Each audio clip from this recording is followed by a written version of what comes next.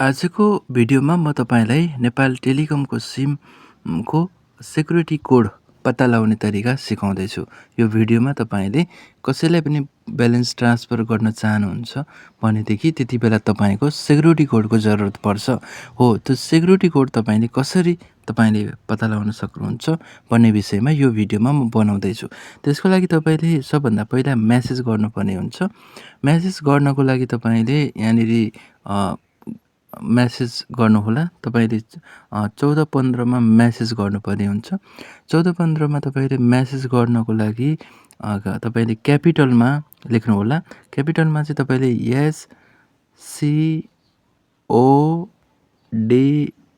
Code लेख्नुहोला।